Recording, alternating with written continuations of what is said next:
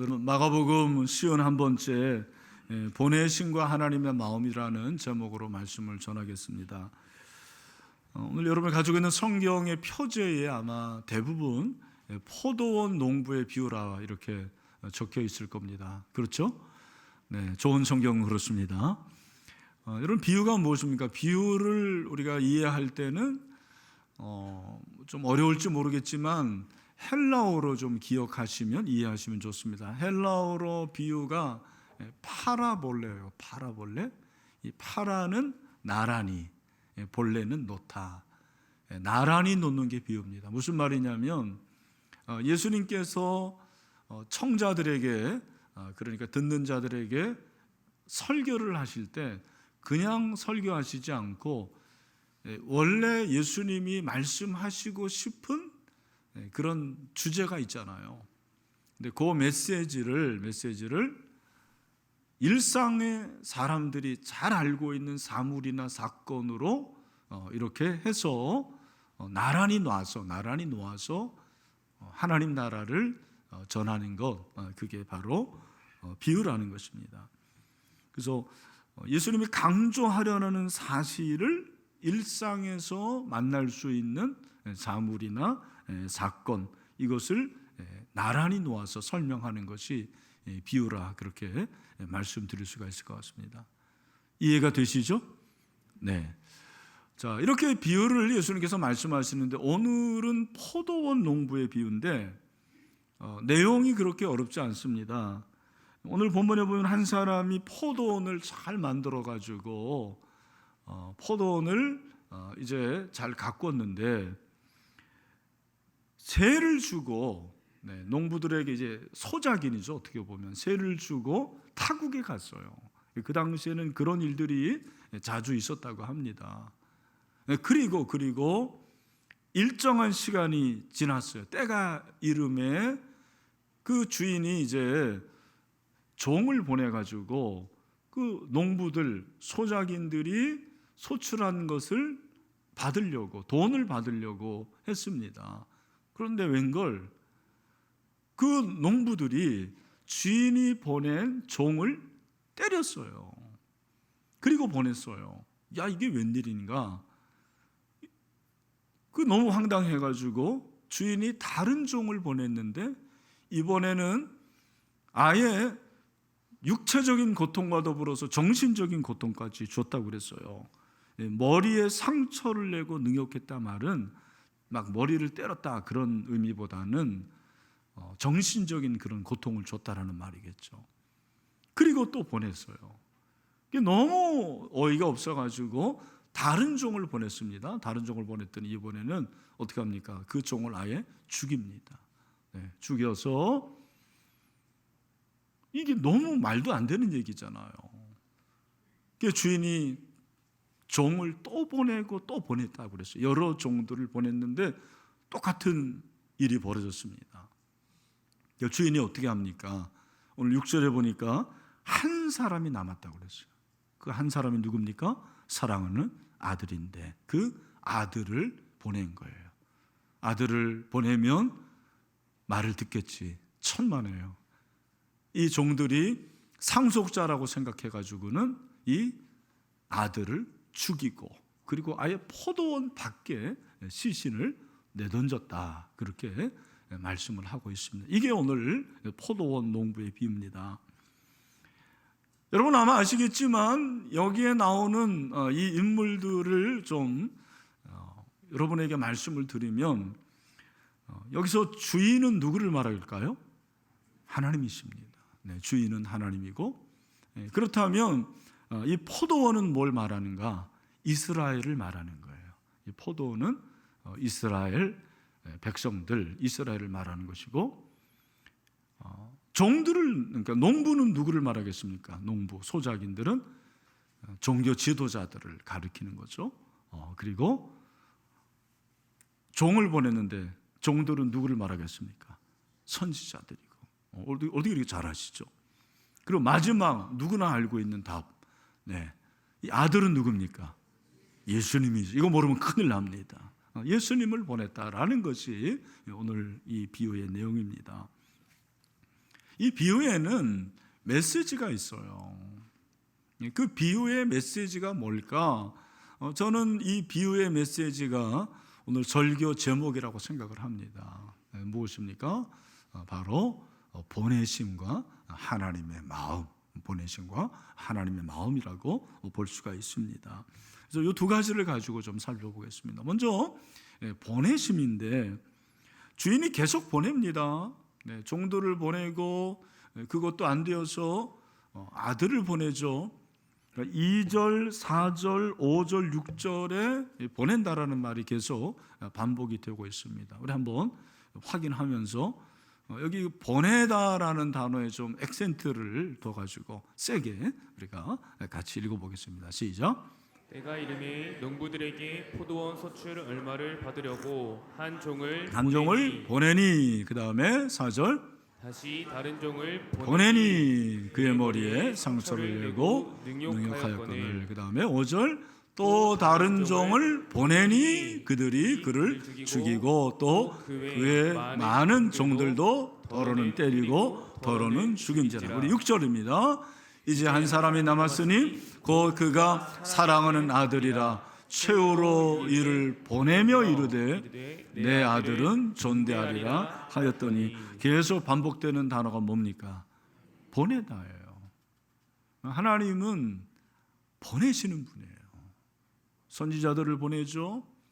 이사야, 예레미야, 에스겔, 다니엘, 호세아, 요엘, 아모스, 오바다, 요나, 미가, 나움, 하박국, 학개시간에 말라기까지 계속 보냅니다.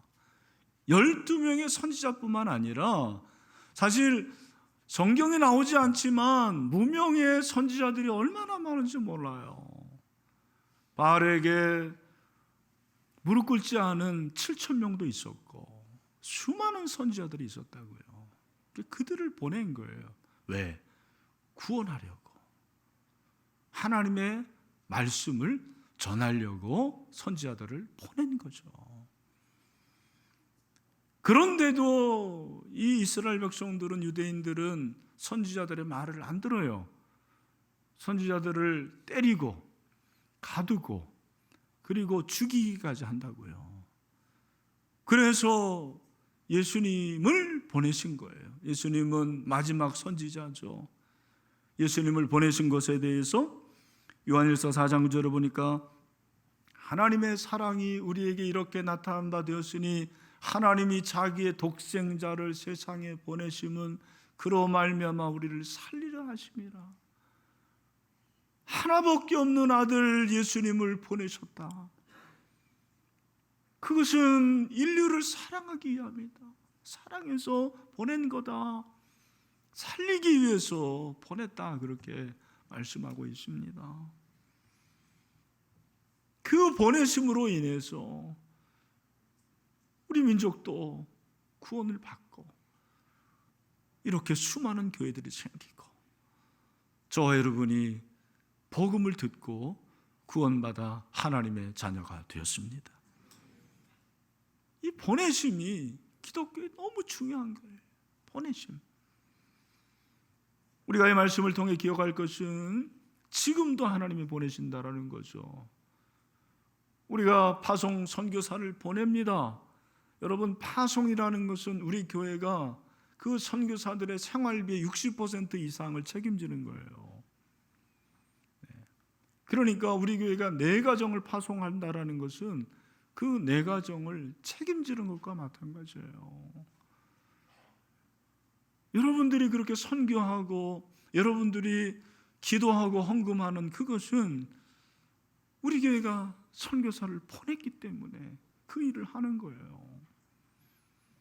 지난주에도 참 그렇게 우리 신혼부부가 와가지고 인도네시아에 에어컨이 필요하다라는 것을 알고는 헌금을 저한테 건네는데 제가 정말 감격이 되더라고요. 보내는 거. 신자가 누굽니까? 신자는 부름받은 자뿐만 아니라 보냄을 받은 자죠. 어디로? 세상으로 보냄을 받은 자입니다. 로마서 10장 13절 누구든지 주의 이름을 부르는 자는 구원을 받으리라. 누구든지 주의 이름을 부르는 자는 구원을 받으리라 그렇게 말씀하고 있습니다. 그러면서 그런즉 그들이 믿지 아니하는 이를 어찌 부르리요 듣지 못한 이를 어찌 믿으리요 전파하는 자가 어찌 들으리요. 다 같이 시작. 보내심을 받지 아니하였으면 어찌 전파하리요. 기록된 바 아름답도다 좋은 소식을 전하는 자들의 발효함과 같으니라. 아멘. 하나님이 저와 여러분을 보내셨습니다. 세상으로 보내셨습니다. 우리가 보냄을 받았다라는 것은 사명이 있어요. 그 사명이 뭐냐? 우리가 보냄받은 자로서 복음을 들려주는 것이 보냄받은 자의 사명이에요. 그냥 가기만 하는 것이 중요한 것이 아니고 세상에 가서 복음의 소식을 들어보지 못한 자들에게 복음을 들려주는 것이 바로 사명이라는 거죠. 베드로전서 2장 9절에서 사도 베드로는 그러나 너희는 택하신 족속이요 왕같은 제사장들이요 거룩한 나라요 그의 소유가 된 백성이니 이는 너희를 어두운 데서 불러내어 그의 귀한 빛에 들어가게 하시니 하나님의 아름다운 덕을 어떻게 하려 하심이라 선포하게. 여러분, 선포한다라는 것은 말하는 거예요. 복음 전도는 말에 있습니다. 물론 삶으로 나타나는 것도 있지만 말하는 것입니다. 보내심을 받은 자는 입이 열려져야 돼요. 할렐루야. 입이 열려지게 되기를 축원합니다. 그래서 여러분들이 보냄을 받은 그곳에서 입을 여세요. 우리가 가정으로 보냄을 받은 선교사들이죠. 그러면 믿지 않는 남편, 아내에게 복음을 전해줘야 돼요. 믿지 않는 자녀에게 복음을 전해줘야 돼요. 특별히 다음 세대 자녀들로 하여금 복음을 듣게 하는 게 얼마나 중요한지 모릅니다. 여기 부모님들 잘 들으십시오. 제가 보니까 복음을 듣게 해야 되는데 사춘기 이전에 듣게 해야 돼요. 사춘기 이전에. 그러니까 사춘기가 얼마 전까지만 해도 중학교 2학년 중2가 사춘기잖아요. 근데 요즘에는 일러졌어요. 초등학교 5학년이 사춘기입니다. 그 전에 여러분들 제가 이런 말을 해서 죄송합니다만 쇼부를 봐야 돼요. 쇼부 봐야 돼요.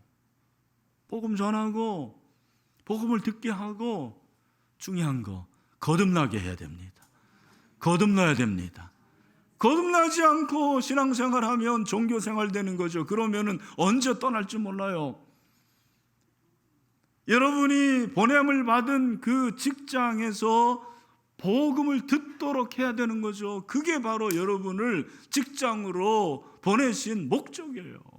월급 받고 일하는 것도 중요하지만 그 직장에서 예수의 복음을 전하고 삶으로 나타내는 거죠.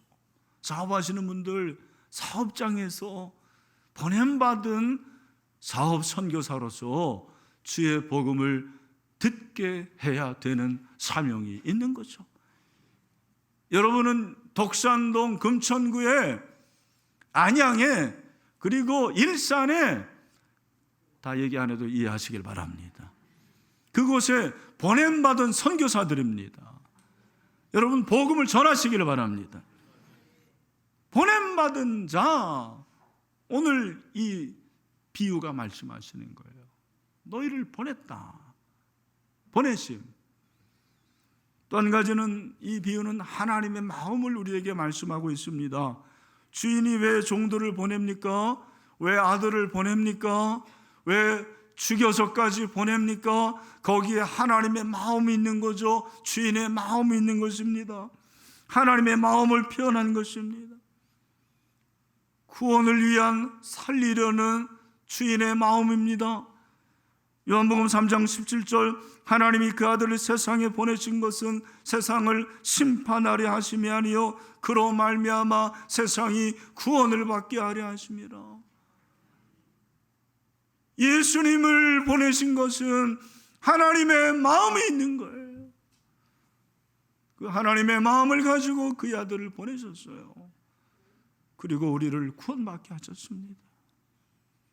이 놀라운 은혜를 저와 여러분이 받았습니다. 그 하나님의 마음은 인내의 마음이에요. 오늘 본문에 나오는 주인을 보십시오. 종을 한 번 보내는 게 아니고 2번 보내고 3번 보내고 계속 보내요. 왜? 그게 인내예요. 오래 참는 거예요. 아들을 보냅니다. 아들을 보냈는데 7절 8절에 그 농부들이 서로 말하되 이는 상속자니 자 죽이자 그러면 그 유산이 우리 것이 되리라 하고 이에 잡아 죽여 포도원 밖에 던졌어요. 이 유대인들은 망자에 대한 예언도 없는 자들이에요. 망자에 대한 예의도 없는 자들이에요. 그게 예수님이에요. 바로 이분이 예수님, 포도원에 던져진 분이 예수님이죠. 여러분, 그 예수님이 예루살렘 밖에 있는 그 갈보리의 십자가에 매달리셨습니다. 그리고 그 누구도 예수님의 시신을 거두지 않았습니다. 제자들도 거둘 수가 없습니다. 그럴 때 아리마대 요셉이 자기의 무덤에 예수님을 모셨어요. 그게 예수님입니다. 예수님이 그렇게 하셨다라는 거예요. 왜 주인이 오래 참습니까? 왜 하나님이 오래 참습니까? 아니, 그런 질문 우리가 왜 안 합니까? 하나님 왜 바로 벌을 내리지 않습니까? 왜 사생결단하지 않습니까? 기회를 주시는 거죠. 기회를 주는 거. 십자가는 하나님의 호의에 대한 인간의 반역의 상징이에요. 이 십자가는 양면성이 있는 거예요. 하나님의 사랑의 사인이기도 하지만 이 십자가는 그 하나님의 사랑에, 하나님의 호의에 반역하는 인간의 모습이에요. 그래서 우리는 십자가를 볼 때 은혜도 되지만 십자가를 볼 때 눈물이 나는 것입니다. 그것이 나의 모습이기 때문입니다. 하나님은 십자가를 통해서 예수님을 보내면서 제발 이것만은 하지 마라, 제발 이것만은 거부하지 말라, 그렇게 원하셨는데 그것도 이루어지지 않았습니다. 여러분, 이 인내를 악용하면 안 돼요. 그래서 인내를 악용하면 안 됩니다. 반드시 기억할 것은 이 인내에는 뭐가 있어요? 끝이 있어요. 하나님이 인내하시는데 뭐 끝이 있냐? 그건 하나님이 공의이시기 때문에 그렇습니다. 오늘도 마찬가지죠. 우리 시대는 복음을 거부하고 진리를 거부하는 시대입니다. 십자가를 거부하는 시대입니다. 여러분, 전도해 보면 알아요. 얼마나 사람들의 마음이 패역하고 얼마나 사람들의 마음이 강박한지 모르겠습니다. 들으려 하지 않습니다. 그래도 우리는 보냄받은 자로서 하나님 아버지의 마음, 인내의 마음을 가지고 계속 전하는 거예요. 복음을 전합니다. 우리 제자훈련 3권 3과에 복음을 증거하는 생활숙제 꼭 냅니다. 한 번도 그러지 않고 똑같은 생활숙제예요. 이번에는 좀 바뀌었어요. 2만 원으로 태신자에게 전도하고 소감문 쓰기. 작년까지 1만 원이었는데 인플레이션 해가지고 올라서 2만 원으로. 여러 가지 많은 그런 좋은 소감이 있었는데, 그러나 안타깝게도 어떤 집사님은 그래요. 목사님, 제 절친 벌써 요즘에 만나죠 그러면 알아요. 그러면서 너 나 만나서 교회 가자는 말 하지 마, 종교 얘기 절대로 하지 마, 그러다라는 거예요. 여러분들 경험하시는 거죠. 그래도 인내하고 또 전하고 만나는 것입니다. 왜 복음 전하지 말라고 그럴까요? 왜 종교 얘기하지 말라? 왜 교회 다니지 말라고 그럴까? 여러분, 교회 다니라고 하지 말라고 하는 이유는 내가 하나님이기 때문에 그렇습니다. 내가 신인데 뭘 하나님을 믿으라고 그래. 사사기 21장 25절 그때의 이스라엘에 왕이 없으므로 사람이 각기 자기의 소견에 옳은 대로 행하였다. 그 말은 각자가 왕이었다라는 거예요. 자기의 소견, 이 소견이라는 말 히브리어를 찾아보면 아인이라는 히브리어인데 눈이에요. 눈. 자기의 눈에 옳은 대로 그렇게 행하였습니다. 자기가 왕이에요. 그때나 지금이나 똑같습니다. 인간의 본성의 모습은 이사야서 53장 6절에 있는 말씀처럼 우리는 다 양 같아서 그릇 행하여 각기 제 길로 간 거예요. 다 자기 웨이, 마이 웨이로 간 거예요. 하나님의 길로 가야 되거든요. 히즈 웨이로 가야 되는데 마이 웨이로 갔어요. 프랭크 시나트라의 마이 웨이를 아십니까? 명곡이죠. 그러나 금지곡입니다. 나의 길이 아닙니다. 히즈 웨이요. 하나님의 길입니다. 여러분, 우리가 복음을 전하는 데 있어서 많은 절망을 느낍니다. 초대하는데 응하지 않아요. 약속하고 빵꾸 냅니다. 노쇼 아시죠? 노쇼가 다반사예요. 요즘엔 노쇼 하면 웬만한 레스토랑은 예약금 다 뜯깁니다. 괜찮은 레스토랑은 다 예약금을 걸어야 돼요.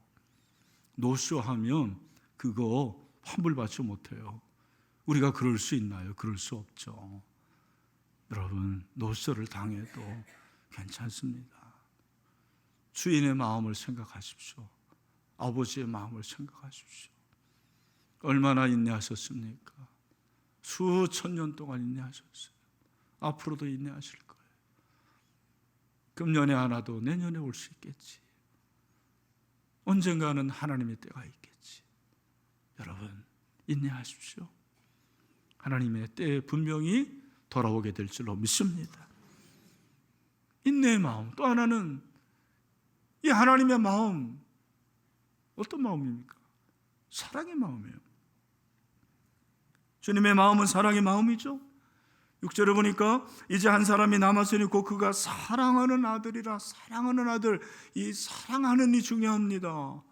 이 사랑하니라는 이 단어를, 똑같은 단어를 구약에 쓴 것이 창세기 22장 2절이죠. 여호와께서 이르시되 내 아들 내 사랑하는 독자 이삭을 데리고 모리아 땅으로 가서 내가 내게 일러준 한상 거기서 그를 번제로 드리라. 100세에 낳은 아들을 바치라는 거예요. 그것도 번제로 바치라는 거예요. 번제로 바치려면 칼로 각을 떠야 되고, 그리고 창자를 드러내야 되고, 그리고 불러서 연기를 드려야 되는데 하나님이 너무 자비하신 거, 잔인하신 거 아닙니까? 그 사랑하는 아들은 유일한 아들이에요. 하나님이 사랑하는 아들을 이 세상에 보내신 것은 하나밖에 없는 아들을 보내신 것입니다. 그건 사랑이죠. 독생자를 보낼 정도로 나를 사랑하시고 우리를 사랑하셨다라는 것을 말하는 것입니다. 이 사랑의 마음을 말씀하시면서 예수님이 이 비유의 마지막 부분에서 질문 하나 합니다. 너희들 이 포도원 주인이 어떻게 하겠느냐? 예수님이 질문하시고 답까지 하십니다. 그 농부들을 진멸하고 포도원을 다른 사람들에게 줄 것이 아니냐? 그런데 예수님은 전혀 다른 말씀하시는 거예요. 오늘 10절에 보니까 너희가 성경의 건축자들이 버린 돌이 모퉁이의 머릿돌이 되었나니, 여기 성경은 구약이에요. 정확하게 말하면 시편 118편 22절 23절의 말씀이죠. 건축자의 버린 돌이 집 모퉁이의 머릿돌이 되었다, 그렇게 말씀하세요. 여기 22절에 다시 버린 돌, 여러분 그 건축을 하다 보면 버린 돌이 얼마나 많습니까? 그 버린 돌이 모퉁이 돌이 됐다라는 거예요. 모퉁이 돌은 이 건물을 지을 때 시작하는 그 돌이 바로 모퉁이 돌입니다. 예수님이 유대 지도자들에게 버림받았습니다. 그 버림받은 예수님이 구원의 시작이 되었다고 말씀을 하시는 거예요. 그러면서 23절에서 뭐라고 말합니까? 우리 23절 말씀을 같이 한번 크게 읽었으면 좋겠어요. 시작. 이는 여호와께서 행하신 것이요 우리 눈에 기이한 마로다. 아멘. 여러분, 예수님이 버린 돌이지만 모퉁이들이 된 것은 하나님이 행하신 일이라는 거예요. 하나님이 역사하신 것이라는 것입니다. 구원의 역사는 하나님의 일입니다. 이것은 우리 눈에 기이한 것이라고 그랬습니다. 온갖 불리한 여건을 다 지시고 전혀 예상치 못한 일이 일어난 거예요. 하나님만이 하실 수 있는 놀라운 구원의 역사가 이루어졌습니다. 이것은 하나님의 사랑으로 가능하게 되었습니다. 우리 사랑하는 신일의 성도 여러분, 전도의 시작은 사랑이에요. 전도의 마지막도 사랑입니다. 사랑하면 전도예요. 우리 한번 따라합시다. 사랑하면 전도한다. 그 말은 전도하지 않는 것은 사랑하지 않는 것이에요. 여기에 대해서 여러분들 중에서는 반대하는 분이 있을지 모르겠습니다. 그러나 영적으로 말하면 맞아요. 내가 정말 내 남편을 진정으로 사랑한다면 지옥으로 가는 것을 눈뜨고 보겠습니까? 여러분의 자녀를 그렇게 사랑하는데 그 자녀가, 아니 그건 아마 여러분들이 지옥을 믿지 않아서 그럴 수도 있습니다. 지옥으로 가는 것에 대해서 여러분들이 가만히 눈뜨고 보겠습니까? 그럴 수가 없는 것입니다. 전도의 시작은 사랑이에요. 사랑하면 전도합니다. 제가 불가능한 전도는 없다라는 책을 보니까 전도를 잘하는 사람의 세 가지 특징이 있습니다. 첫 번째는 뭐냐면, 전도를 잘하는 사람들은 주변 사람들의 삶 속으로 들어가서 좋은 인상을 준답니다. 여러분들이 태신자를 교회로 데리고 오느냐, 그걸 떠나서 먼저 여러분들 주변에서 좋은 인상을 줘야 돼요. 미스터 김이라는 말을 요즘 안 하죠, 그렇죠? 저분이 믿는 예수라면 나도 믿겠다. 저분이 다니는 교회라면 나도 다니겠다라는 인상을 주라는 거예요. 근데 그 시작은 저는 인사라고 생각해요. 전도 잘하는 사람들은요, 이웃을 가만히 두지 않습니다. 절대로 모른 척하지 않습니다. 먼저 인사하십시오. 어려운 일이에요. 먼저 인사하세요. 직장에서도 먼저 인사하십시오. 그리고 정말 모든 부분에서 좋은 향기, 좋은 인상을 줘야 돼요. 두 번째는 들어주십시오. 말하려 하는 것도 중요하지만 그건 제가 다음에 또 말씀을 드릴게요. 먼저 들어줘야 돼요. 들으면 세 번째가 나오는데, 그 사람의 부족한 것을 알게 돼요. 뭐가 필요한지. 그 사람이 힘이 필요하구나, 육체적인 힘이 필요하구나. 그럼 내가 도움을 주면 되는 거죠. 음식이 필요하구나, 음식 해주면 되는 거예요. 돈이 필요하구나, 돈도 줄 수 있는 거죠. 왜 돈을 못 줍니까? 꿔준다고 생각하지 마십시오. 그냥 주세요. 목사님 나한테 돈 주세요. 그럼 내가 줄게요. 여러분들이 원하면. 진짜입니다. 전도하는데 돈 달라고 그러면은 내가 가지고 있는 한 줄게요. 그 사람이 기도가 필요하다 그러면 기도해 주는 거죠. 이게 사랑에서 비롯된다는 것입니다. 저는 말씀을 이제 마무리하면서 제가 신일교회 담임 목사로서 정말 하나님이 기뻐하시는 일을 꼽는다면 새정령 축제예요. 여러분 중에 힘든 분들이 있을 거예요. 새정령 축제가 없으면 우리 신일교회 다닐 만한데. 근데 저는 신일교회 담임 목사로서 너무너무 새정령 축제가 자랑스럽습니다. 목사도요, 바쁘면 전도 못해요. 제가 정말 스케줄이 많잖아요. 근데 그 스케줄 가운데서 한 8월 말 되면 하나님이 정신 차리게 하시는 거예요. 전도해야지, 새정령 축제. 금식하고, 저도 제 태신자가 있으니까 만나고, 지난주에도 만났어요. 오늘도 제가 이렇게 기도하는데, 여러분 작정하는데 제 또 친구 한 명이 생각나더라고요. 그 친구를 내가 이번 주에 꼭 좀 만나야 되겠다, 그런 생각이 들었어요. 농협 다니다가 그 금융업은 57살에 은퇴하더라고요. 일찍 은퇴했어요. 부천에 사는데 자기는 은퇴한 게 너무 좋대요. 제가 그 친구 만나서 꼭 또 우리 교회 한번 왔었는데 이번에도 꼭 초대해야 되겠다, 그런 마음이 들었습니다. 서울남노회 노회장 하면서 제가 사실 노회장 하면서 노회에 관해서 여러분에게 한 번도 얘기한 적이 없습니다. 근데 제가 이건 얘기할게요. 제가 노회장 되고서 꼭 하고 싶은 게 있었습니다. 그게 뭐냐면 목사 안수 설교를 하고 싶었어요. 수많은 목사 안수 설교를 듣고 그랬는데, 참석했는데 목사님들이 설교를 못했다는 얘기가 아니고, 제가 늘 불만이 뭐냐면 그 목사 안수를 받는, 강도사 인허를 받는 그 젊은이들에게 주로 얘기하는 게 목사의 자세더라고요. 성실해야 되고, 충성해야 되고, 사랑이 많아야 되고.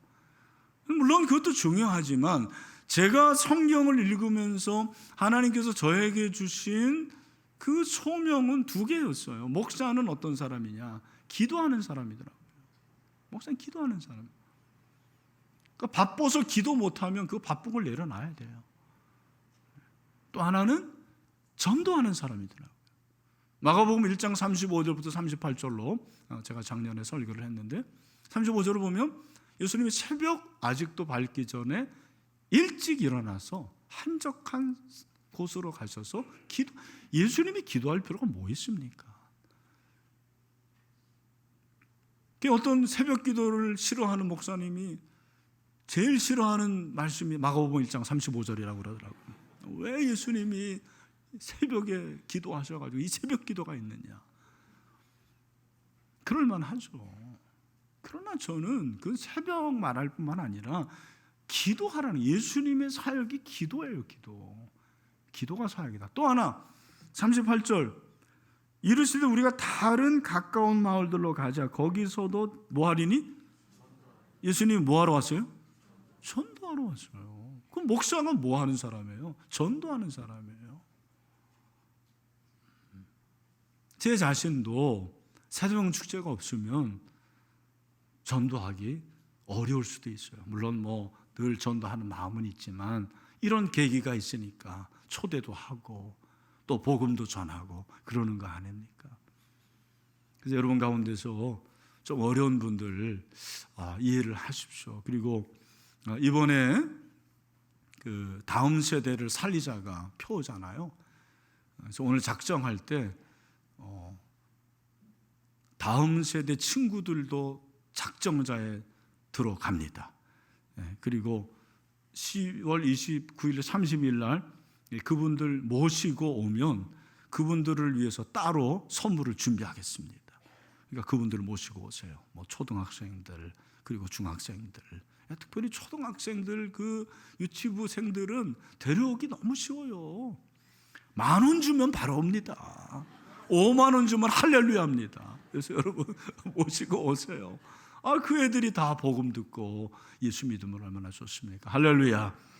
그래서 오늘 말씀을 마무리하면서 다시 한번 우리 가슴에 손을 얹고 따라합시다. 나는, 우리 가정 있는 분들도 다 크게 시작. 나는 보냄받은 제자입니다. 할렐루야. 그래서 하나님 아버지의 마음, 정말 인내의 마음, 사랑의 마음을 가지고 달려나갑시다. 마지막으로 디모데후서 4장 2절 말씀 크게 한번 읽고 마무리합니다. 시작. 너는 말씀을 전파하라. 때를 얻든지 못 얻든지 항상 힘쓰라. 범사의 오래 참음과 가르침으로 경책하며 경계하며 권하라. 할렐루야.